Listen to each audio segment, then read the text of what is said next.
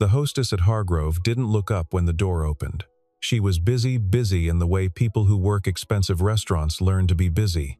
A pen pressed to a clipboard, eyes fixed on a reservation list that didn't actually need reviewing, posture arranged just so to communicate that her attention was a resource that had to be earned. The ambient noise of the dining room filled the lobby like warm water silverware against porcelain.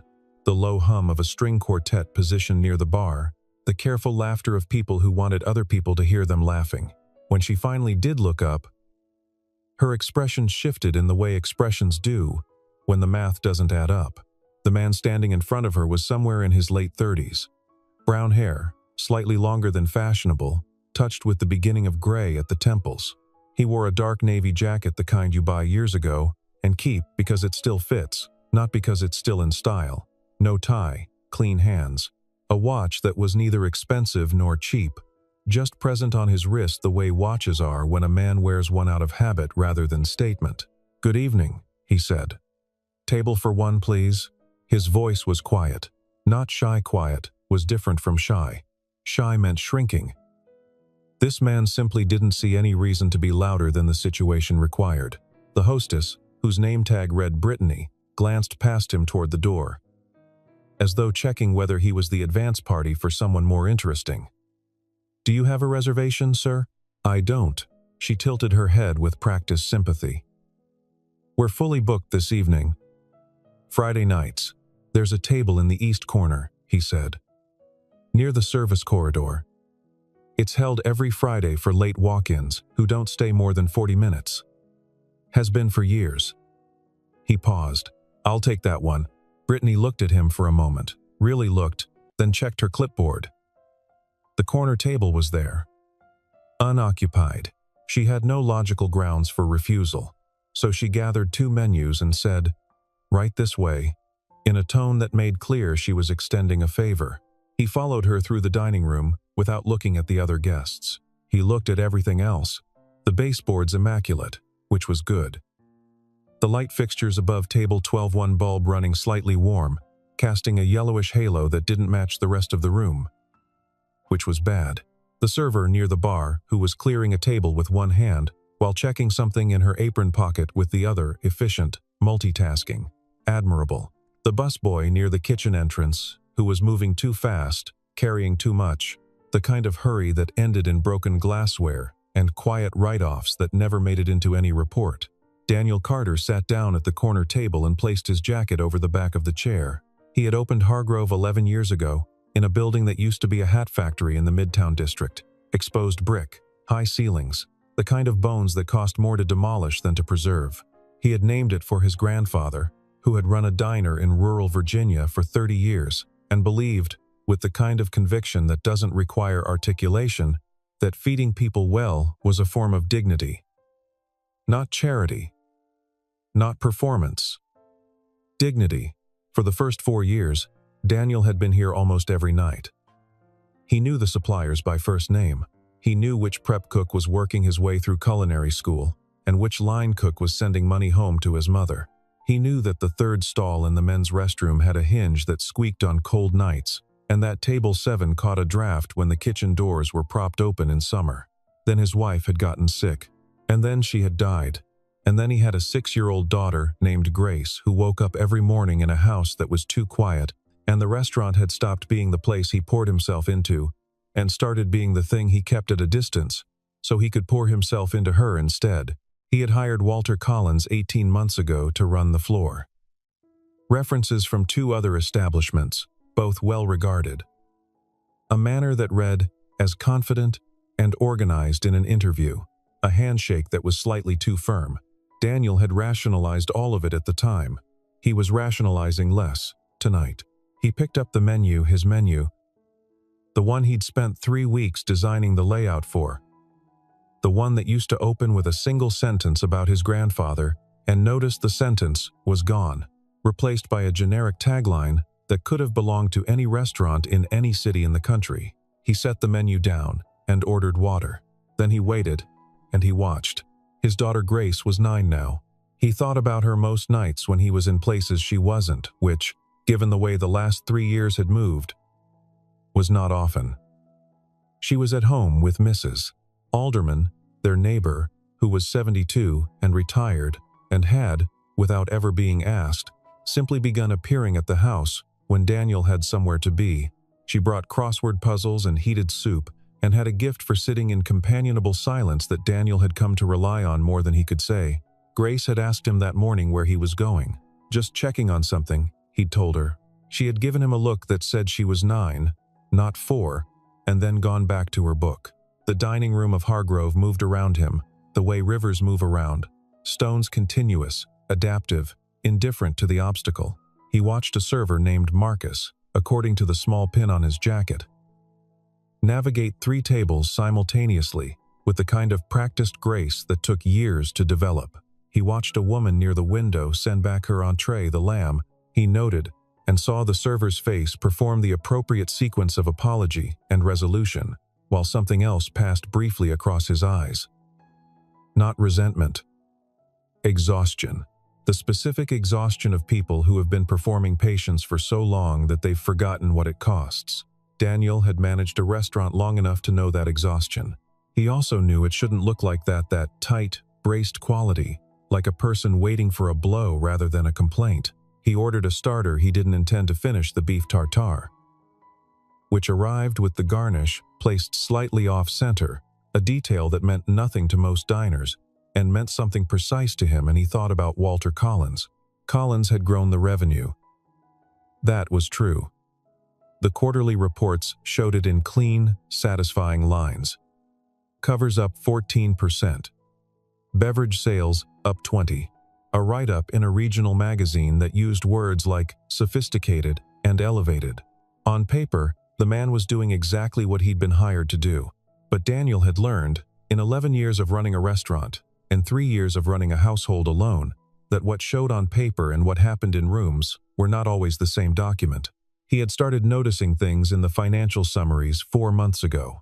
Small things, the kind that required context to flag as anomalies. The linen supplier changed, which lowered costs but was a vendor Daniel knew had a reputation for cutting corners on quality after the initial contract period. The portion reporting on protein entrees had been quietly adjusted in a way that reduced per-plate cost, but didn't appear anywhere in the customer-facing menu pricing. Tips were being pooled, which was legal. But the distribution formula had been altered in a way that slightly favored front-of-house senior staff over junior servers and back-of-house staff. Each individual thing was defensible. Together, they added up to a picture of a place being managed for the benefit of its numbers, rather than the people inside it. He had not called Collins. He had not sent an auditor. He had come here himself, in an old jacket, on a Friday night, to see what his grandfather's restaurant looked like from a stool in the corner when nobody knew who he was. His grandfather would have done exactly the same thing. Across the dining room, near the mahogany bar with its row of backlit bottles arranged in what Daniel recognized as a configuration he had never approved, purely aesthetic, designed to impress rather than to facilitate efficient service, Walter Collins appeared. He was 51 years old, silver-haired, and moved through the dining room the way certain men move through spaces they believe belong to them. With ownership that was performed rather than felt, hands clasped loosely behind his back, chin at the precise angle that communicated authority without effort. He stopped at a table near the window, a large party, clearly regulars or VIPs, and deployed a smile that was genuinely impressive in its precision. Then his phone vibrated. He glanced at it, and the smile downshifted into something thinner, and he moved toward the service corridor with the stride of a man who had been interrupted. Daniel watched him go. He did not signal for the check. He was not finished. He heard her before he saw her. He had moved quietly, unremarkably, the way a man can move through a crowded space when he doesn't announce himself to a small alcove near the service corridor entrance, the kind of architectural dead zone that exists in old buildings and gets furnished, eventually, with a single chair and a potted plant, and used by no one in particular. From here, he could see the corridor entrance, and hear, imperfectly but adequately, what happened near it. The voice he heard first was Collins. "I don't have time for this conversation right now, Emma. Mr. Collins, I just need 2 hours." The second voice was younger, controlled. but barely the control of someone who has practiced keeping emotion out of their voice so many times that the practice itself has become audible. My mother's appointment is at 9. I've already arranged for Claire to cover the last of my section. Claire has her own section. I know. She agreed to. I don't care what you two arranged between yourselves. A pause. The sound of something set down too firmly on a hard surface. I set the schedule. I don't renegotiate the schedule based on personal situations that you should have planned around. I didn't know about the appointment when the schedule was posted. Emma. The name like a period. This is the 3rd time this month. It's the 2nd time. I'm being generous with my count. The temperature in his voice dropped several degrees without rising in volume. The particular coldness of authority that has learned restraint as a form of control. You're a good worker. I'd like to keep you, but I need people who are here, mentally and physically, when they're scheduled to be here. If your personal life is affecting your reliability, it's not affecting my reliability. Something cracked in the control, briefly. I have never missed a shift. I have never been late. I covered for Marcus when his car broke down in January, and I didn't ask for anything in exchange. I am asking for 2 hours. Silence. Then, the request is denied. You'll work your full shift.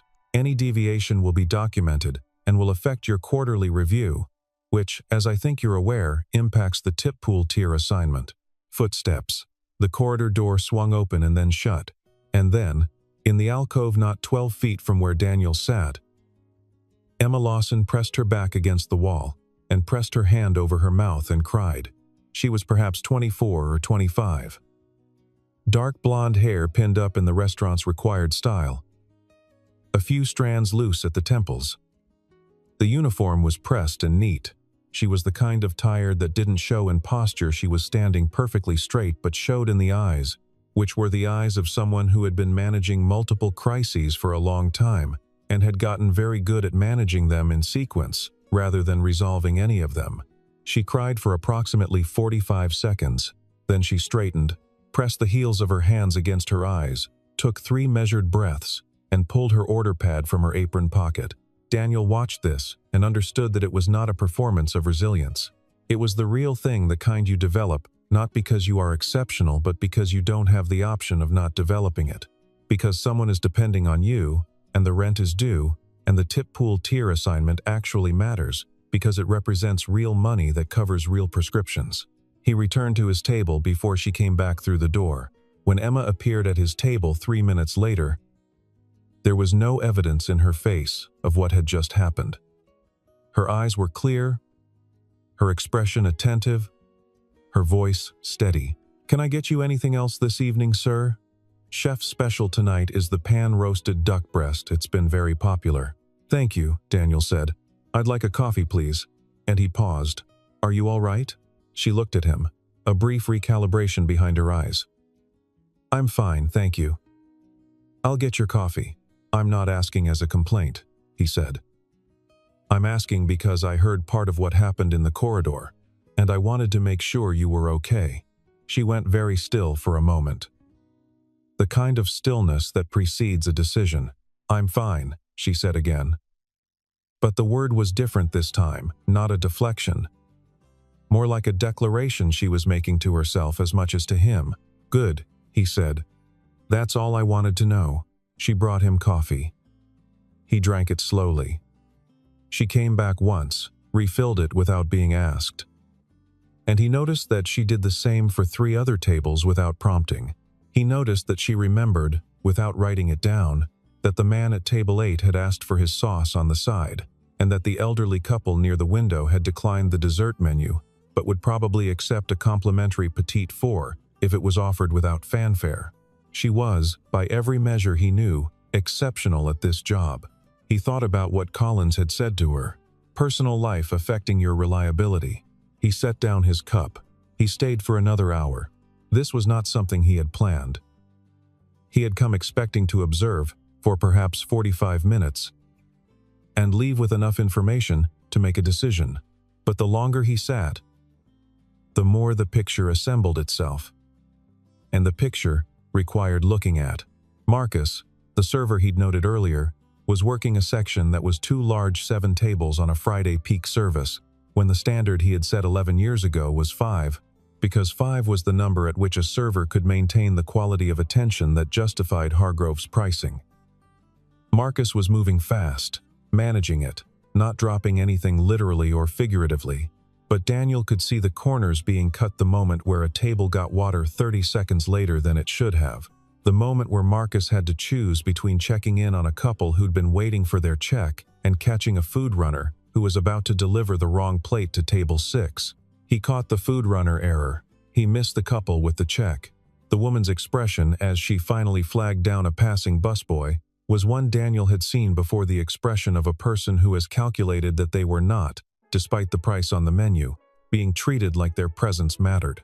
At the bar, a group of 4 men in suits occupied the corner stools with the ease of people who came here often and were treated accordingly.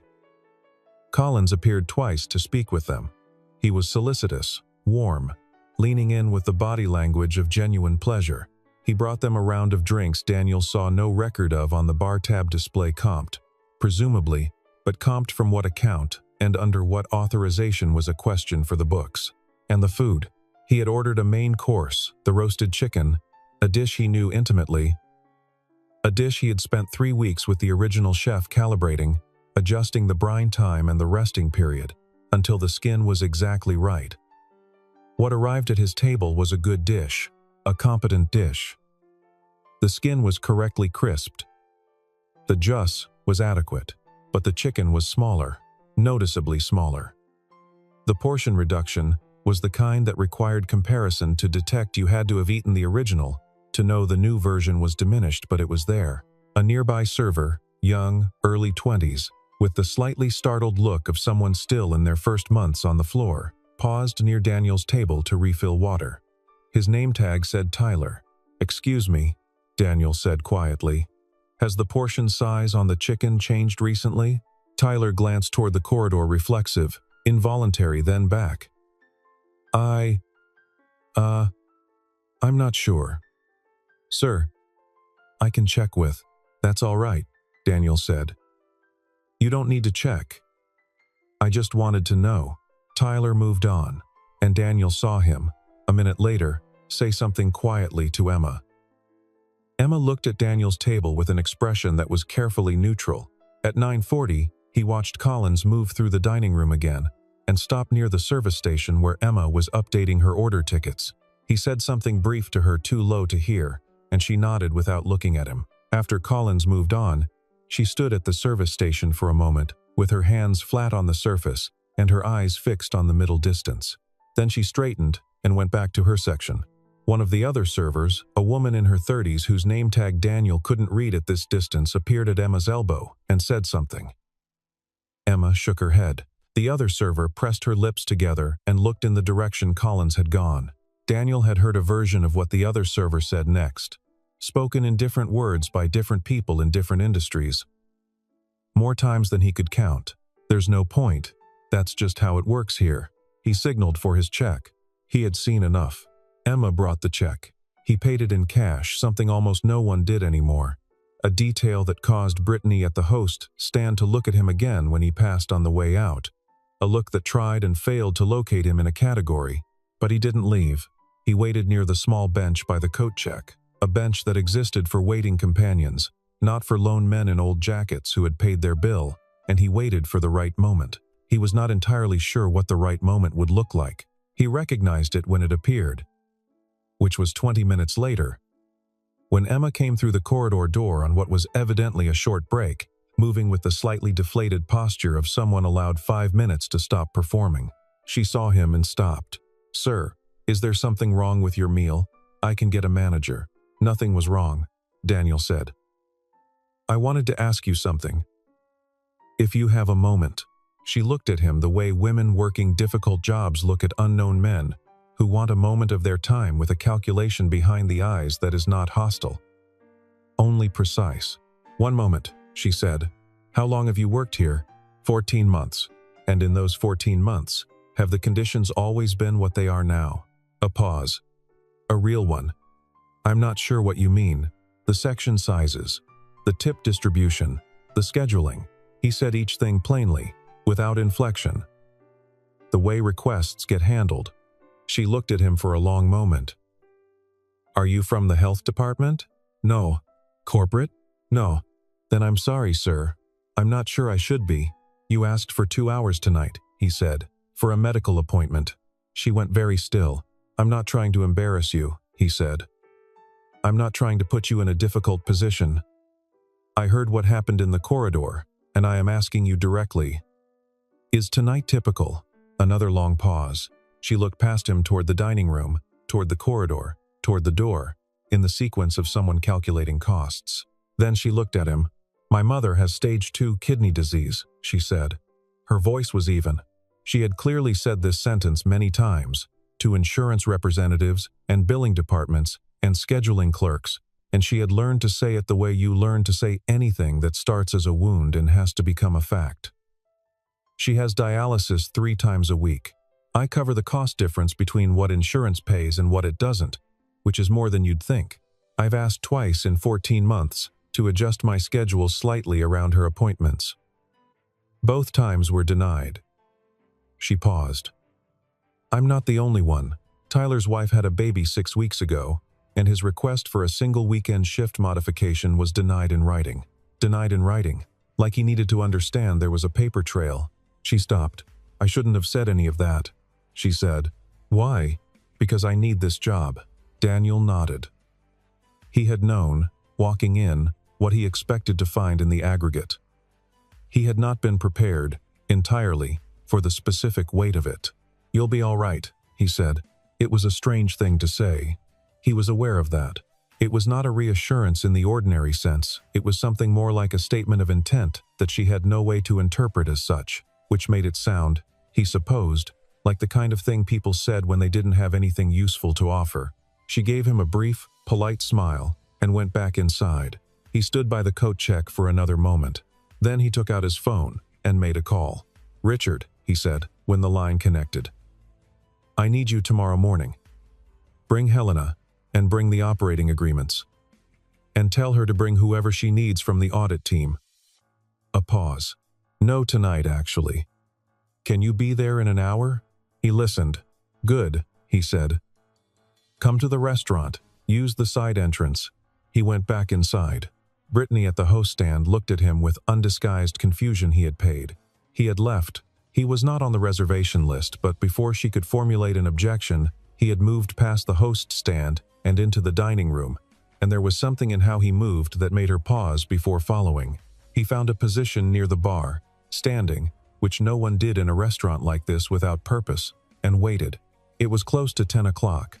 The dining room was beginning to thin. The early parties had settled into after-dinner drinks. The later reservations were finishing main courses. The quartet had paused between pieces. The ambient noise was lower, more intimate. The kind of quiet that in a well-run restaurant felt like luxury, and in a badly run one felt like exposure. He watched Emma move through her section. She was working table 12, a couple in their 60s who had taken their time with everything. The pleasant, unhurried pace of people who had somewhere comfortable to be afterward, and she was describing the dessert menu with a specific, detailed warmth that indicated she had learned which items were actually good and communicated this through tone rather than explicit recommendation. The woman was laughing at something Emma had said. The man was nodding. Emma set a small complimentary piece of chocolate beside the woman's water glass, not billed, not asked for, just present, and moved to the next table. Then Collins appeared. He emerged from the corridor door at the particular speed of a man who has been building toward confrontation and arrived at it slightly ahead of his own preparation. His eyes found Emma immediately. He crossed the dining room in 11 strides. Daniel counted and stopped at her elbow, while she was at table 14, a family of 4, mid-dessert. A word, Collins said. The tone was quiet but not private. Several nearby tables registered it. Emma turned. I'm with guests at the moment. The moment can wait. He said it to her. He did not acknowledge the family at table 14, which was itself a statement about the kind of space they occupied in his calculations. I need you to take on Marcus's section. He's running behind. Emma looked at him steadily. I'm already at capacity. If I take Marcus's section, you'll manage. Mr. Collins, I'm covering 7 tables at 8, effective immediately. He said it the way people say things when they've decided that the saying of them constitutes a decision. If that's a problem, we can discuss it after service. It's a problem now, Emma said. The dining room noise did not stop. But it dimmed the subtle dimming that happens in public spaces when something private breaks the surface. When people don't want to look directly but also do not look away. Collins's face shifted into the specific expression of a man who has been contradicted publicly and has decided that the contradiction itself is the offense. I'm sorry, he said. I'm saying it's a problem now. Emma's voice was steady. Completely steady. Which, under the circumstances, was remarkable. I've been asked to do the work of 2 servers tonight without additional compensation, and I'm saying directly that I can't maintain the service quality that guests have paid for under those conditions. I'm not refusing to help. I'm telling you that what you're describing isn't operationally sound. The words were careful, professional. The kind of words chosen by someone who knows that the content of a complaint matters less than how it's documented. It didn't matter. You're done for the evening, Collins said. The words were low and very clear. Collect your things. You'll receive your final pay by mail. Emma didn't move. You're terminating me, she said. Not a question. For insubordination. Yes, in front of guests. That choice was yours. She looked at him for one long moment. Then something that had been held very tightly behind her eyes loosened, not into tears immediately but into a kind of nakedness, the look of someone who has spent a year calculating exactly how much they could not afford to lose a job and has just watched that calculation become irrelevant. And then she did cry. Briefly, without covering her face, the way people cry when they are too tired to hide it. Not a single person in the dining room said anything. The woman at table 12, who had been laughing a minute ago, set down her wine glass. Collins had already half turned back toward the corridor. Excuse me. The voice came from the bar area. It was quiet. It was the same volume it had been all evening, the volume of a man who doesn't see any reason to be louder than the situation requires. But the dining room, which had dimmed itself in anticipation of something, heard it perfectly. Collins turned. Daniel stepped forward into the light, the actual light, the warm overhead wash of it that the alcove and the corner table had kept him partially outside of all evening. The person you just terminated, Daniel said, is one of the best servers in this room. I've been watching her work for 3 hours. He paused. I've been watching a lot of things. Collins looked at him with the expression of a man encountering a variable he hasn't accounted for. Sir, this is an internal personnel matter. I know it is, Daniel said. That's why it concerns me. Collins looked at him the way people look at problems they haven't correctly sized. Sir, he said, with the particular patience of a man explaining something to someone below his threshold of concern, I don't know who you are, but you've involved yourself in a private employment matter in a way that frankly borders on disruptive. I'm going to need to ask you to either return to your seat or exit the premises. He said it well. The right volume, the right authority, the practiced cadence of a man who had delivered versions of this speech before and found it effective. Daniel looked at him. He did not, notably, move. My name is Daniel Carter, he said. I opened this restaurant 11 years ago. I own 100% of the equity in Hargrove LLC, which is the entity that employs you and everyone else in this building. He said this. The way he said most things, without emphasis, without performance, as though it were simply information being transferred from one person to another. I should have been here much earlier than tonight. That's on me. But I'm here now. The silence that followed was a specific quality of silence. Collins's face performed several things in quick succession: confusion, recalibration, something that moved toward disbelief, and then, as the math finished resolving, toward a very different color of stillness. His eyes moved from Daniel to the room and back again, searching for some foothold. I'd like you to prove that, Collins said. But the authority was gone from his voice. What was left was the shape of authority without the substance. Daniel's phone rang. He had expected it. He had told Richard to call when they arrived at the side entrance. He picked up, said, "Come in through the bar corridor," and ended the call. 4 minutes later, Richard Baxter, who was 60, who had been Daniel's attorney since the restaurant was a renovation plan and a business license application, who wore suits that were expensive and carried himself with the specific gravity of a man who charged by the hour and was worth it, walked through the bar corridor followed by a woman named Helena Marsh, who ran the audit and compliance firm Daniel had retained 18 months ago when the summaries first started looking imprecise. She was carrying a laptop and had the look of someone who had been interrupted doing something else and was not exactly unhappy about it. Richard did not speak directly to Collins.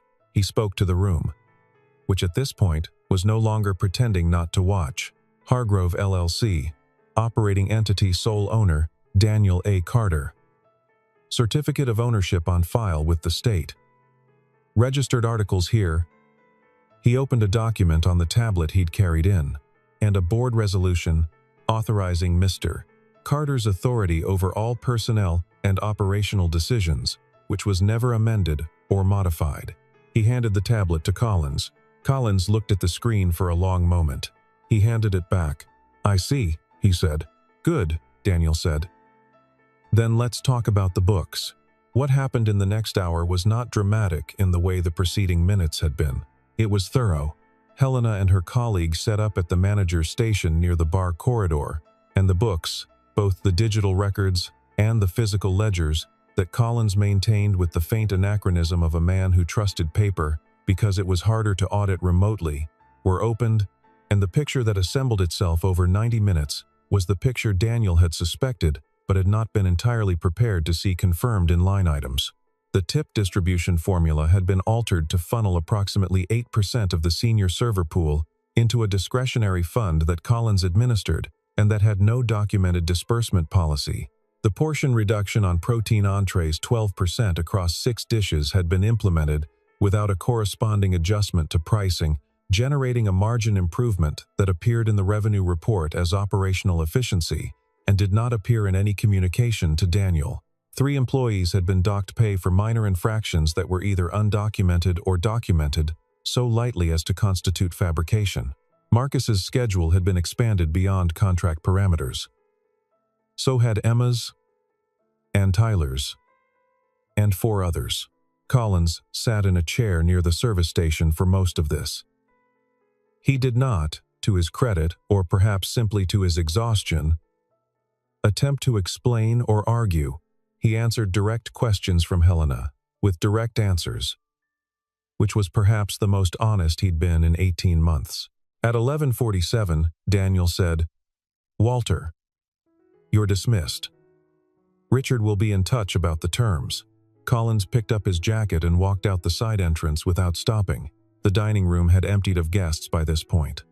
The staff remained the servers, the busboys, Tyler and Marcus, and the woman whose name tag Daniel had finally been close enough to read, which was Joanna, arranged in the uncertain grouping of people who have witnessed something significant and don't yet know what relationship they're supposed to have to it.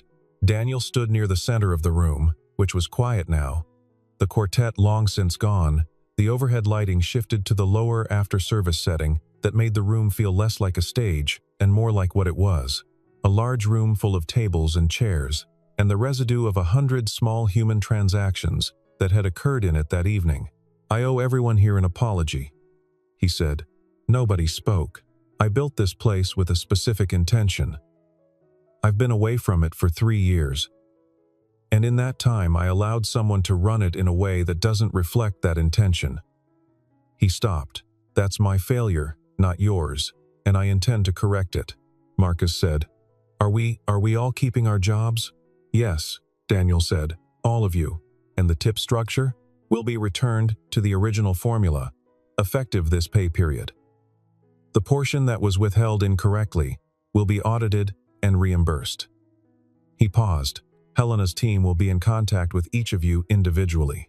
If there are hours or wages that were incorrectly docked, they will be corrected. No one needs to fight for that. I'm telling you now that it will happen." Tyler Young, the slightly startled look still present even at nearly midnight, raised his hand. then seemed to think that was unnecessary, and lowered it, and just said, "The schedule modification I requested, approved," Daniel said. "Effective immediately. Make sure whoever handles scheduling has the specifics by Monday." Tyler nodded. He pressed his lips together briefly and looked at the floor. And Daniel looked away because some things don't need witnesses. He found Emma at the edge of the group. She was standing slightly apart from the others, not excluded, just positioned the way a person positions themselves when they've been the center of something and would prefer to be at the edge of it. Her order pad was still in her apron pocket. Her eyes were dry. He walked to where she was and stopped. "I wanted to tell you directly," he said, "that what happened tonight, the termination is fully reversed, obviously. And I would be glad to put that in writing tonight if you want it." "That's okay," she said. "I believe you. The money that was withheld from your wages, the audit, will find it. It'll come back to you." She nodded. "And the schedule adjustment for your mother's appointments," he said.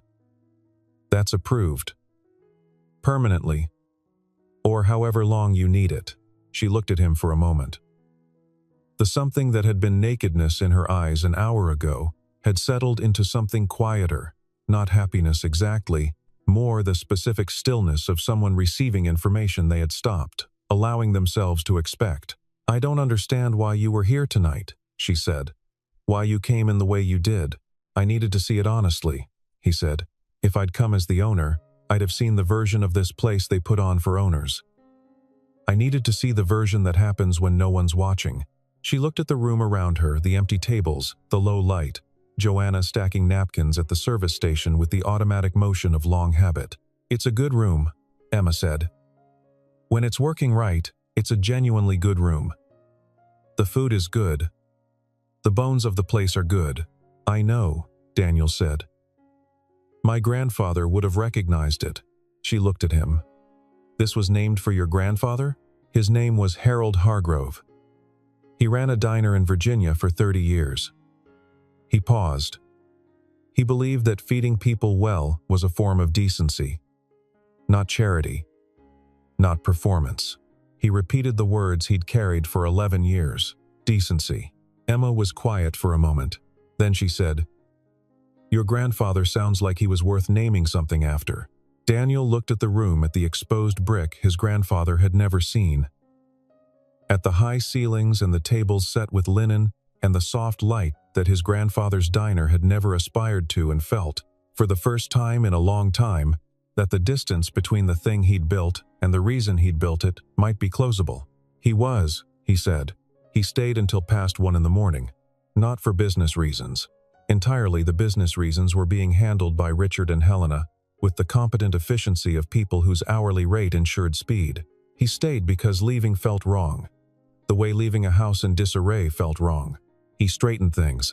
Not literally, though he did, at one point, retrieve a light bulb from the maintenance closet and replace the warm one above table 12 that had been running the wrong color temperature all evening, standing on a chair to do it, while Marcus watched from the service station with an expression that was equal parts amusement and something more complicated. He straightened things in the larger sense, spoke to Joanna about the service station organization, looked at the prep schedule for Saturday with the sous chef, a quiet man named Brett, who had been working the kitchen for 4 years, and clearly had opinions he'd been holding on to, and made 3 phone calls to suppliers he hadn't spoken to directly in too long.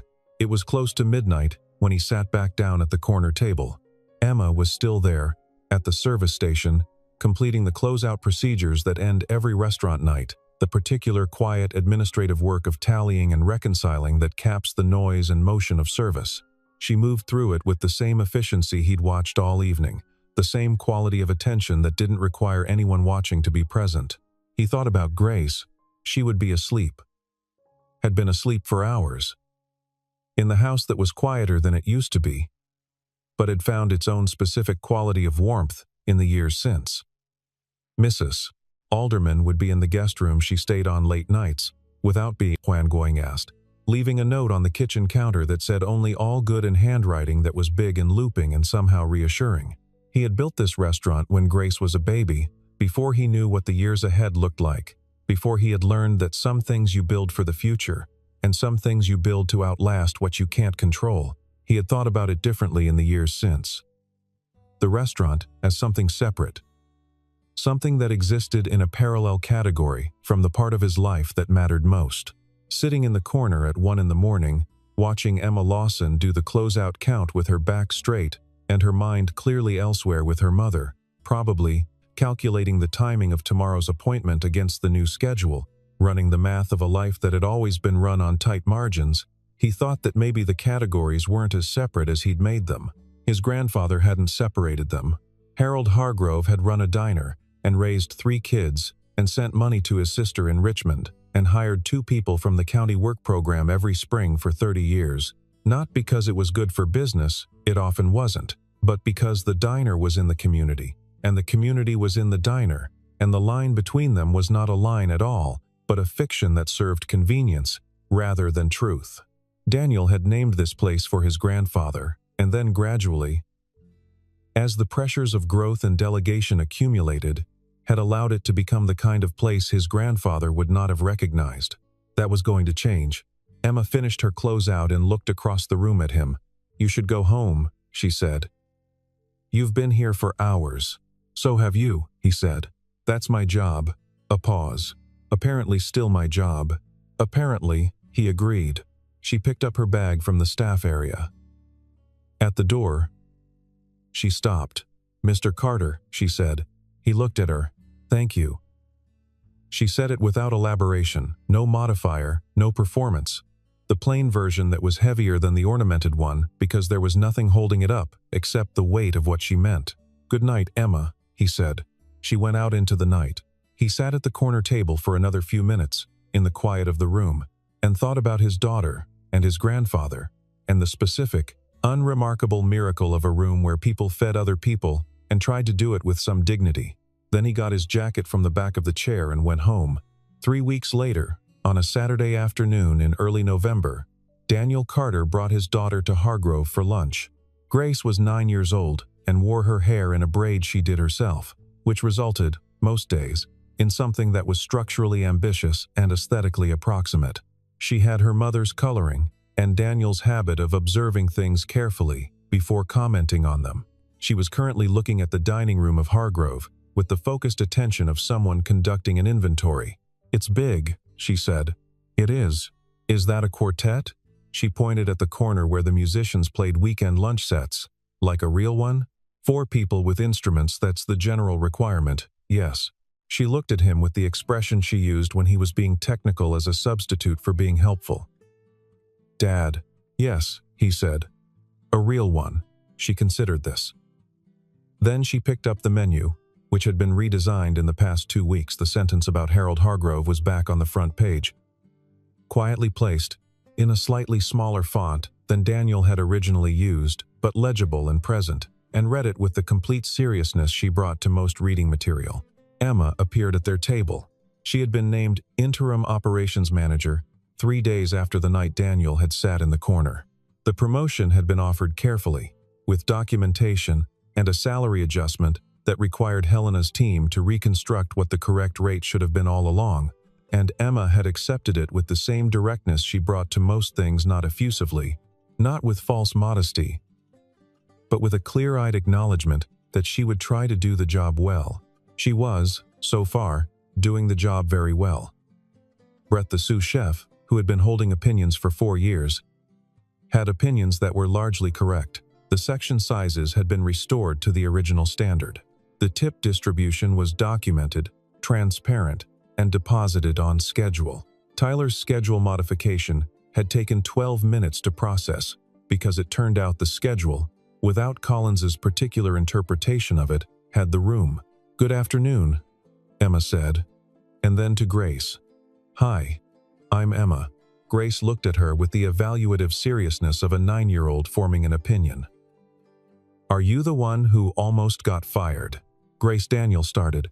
"She is," Emma said, without missing a beat. "But I didn't." Grace nodded, apparently satisfied with this answer. "Dad talks about this place sometimes." "He built it, I know," Emma said. "He built it for a good reason. His grandpa." "That's right," Grace looked at Emma for another moment, then back at the menu. What's good here? Honestly, the roasted chicken is excellent. The person who oversees the kitchen recently made some adjustments that improved it significantly. She paused. And the chocolate souffle is the best thing we make, but you have to order it at the start of the meal because it takes time. Grace looked at Daniel. Can I get the souffle? Order it now, Daniel said. So they can start. Emma smiled, the real version, not the service version, and wrote it down. When she'd gone to put the order in, Grace watched her cross the dining room. She's good at this, Grace said. She is. She didn't make a big deal about the souffle. What do you mean? Grace set down her menu. Mrs. Patterson at school always makes a big deal when you ask for something. Like you're asking for a favor. Emma just wrote it down.